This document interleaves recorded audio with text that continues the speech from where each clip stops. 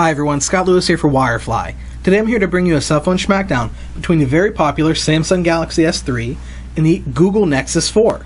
Now both of these phones are for T-Mobile. Now they both have international versions that are available that might have some slight spec differences and software differences, but these are the T-Mobile editions for the Galaxy S3 and the Nexus 4, so let's go ahead and dig into our schmackdown today with round 1, the design round. As we go through the design round, you'll notice that there's not a huge difference between the two phones, and some things are actually going to come down to personal preference. So let's go ahead and start off with the displays. The Galaxy S3 has a 4.8-inch diagonal LCD display, where the Nexus 4 has a 4.7-inch LCD display. Screen resolution on the S3 is 720 by 1280, which gives it 306 pixels per inch for pixel density, while the Nexus 4 has 769 by 1280 screen resolution, which gives it a pixel density of 318 pixels per inch.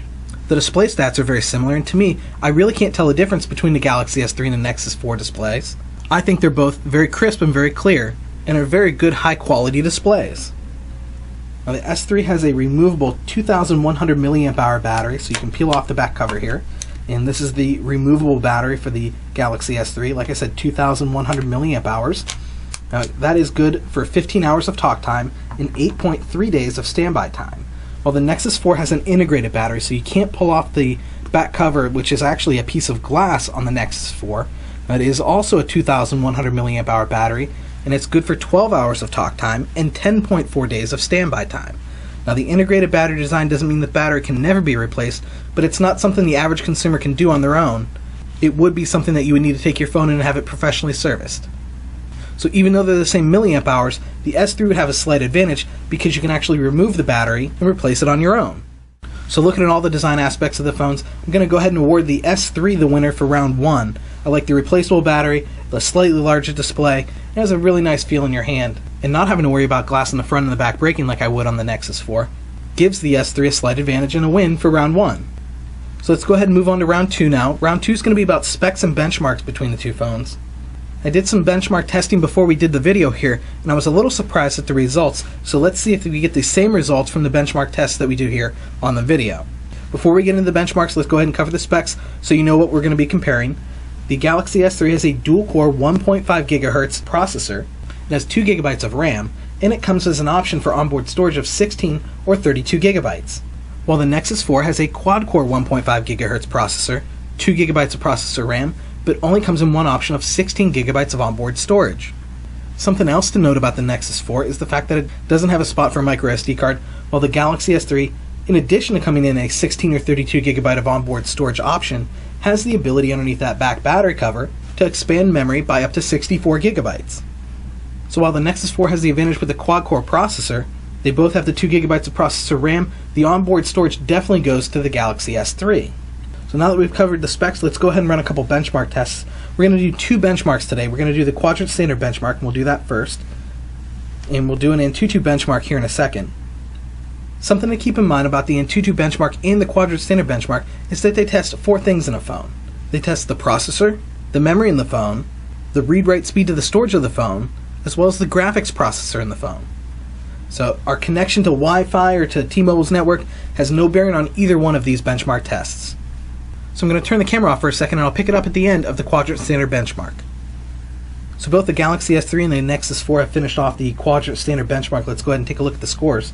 The Galaxy S3 has a score of 6,133, while the Nexus 4 and its quad-core processor versus a dual-core processor has an overall score of 4,934. And I said earlier I was a little surprised by some of the test results that I did earlier, and this is the one I'm surprised with.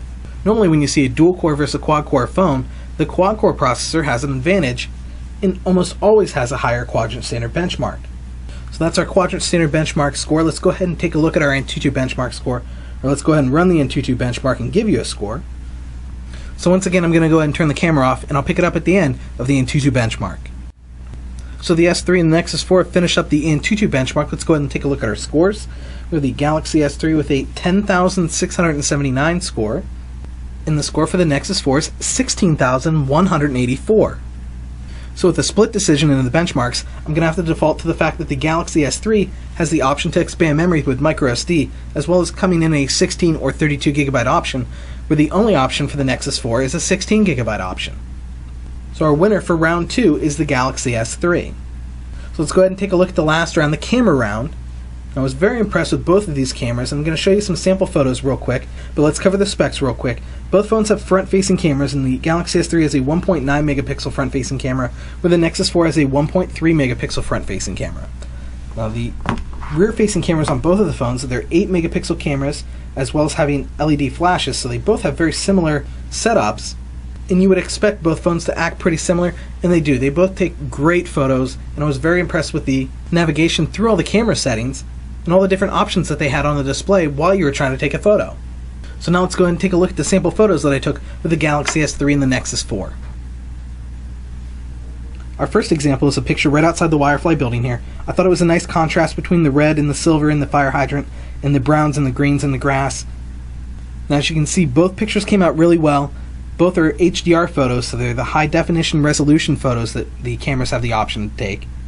One thing that I noticed while taking HDR photos with both of the phones is that the Nexus 4 will only take an HDR photo and store one photo in your gallery, while the Galaxy S3 actually takes two photos. It takes the HDR as well as a standard definition.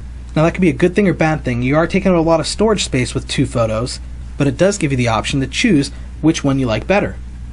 Now our next example is a picture that I took right outside, still the Wirefly building here. And there's a little pond with a fountain in it.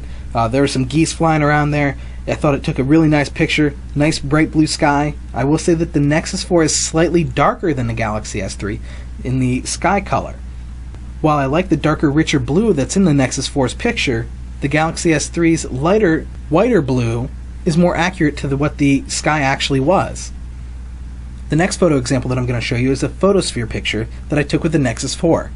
A photosphere picture is like a 360 panoramic picture that wraps all the way around and captures everything. So you can actually scroll up and down on a photosphere picture, and you'll see down by your feet and up over your head up into the sky, so you can capture the whole environment, so you can share everything that's going on around you. Now right now the S3 does not have this option, but from what I've heard, Android 4.2 will have the photosphere option. So when the Galaxy S3 does get that software update, the photosphere option should be on there. Now, I was really impressed with the photosphere. It actually is a very unique way to take a picture. I do have to say, everyone that I showed this photo to was very impressed with how it came out. Now, some of them weren't quite sure how they would use it every day, but I don't know if it's something that you would use every day. I think it would be something that you could use on a special occasion. Maybe you're at a sporting event or a concert or a family gathering and you wanted to capture everything that was going on at one time. I think this would be a really neat way to show everyone what's going on around you in one photo. So those were the photo samples I wanted to share with you in round 3. Let's go ahead and recap round 3 real quick. With the specs being so similar between the two phones, and the fact that they both took great quality photos, I'm going to have to give the slight advantage for round 3 to the Nexus 4. I thought the photosphere option on the Nexus 4 was great, and gives it a slight advantage over the S3 right now, even though I understand that the S3 should get that same option with the next Android update that it gets. Even though round 3 went to the Nexus 4, our overall win for today goes to the Galaxy S3 for winning the design round and the spec round. Now, if you're looking for a great deal on the S3 or the Nexus 4, make sure to check out Wirefly.com. We have some of the best prices on the internet. So that wraps up our Schmackdown for today. My name's Scott Lewis for Wirefly. Thanks for watching.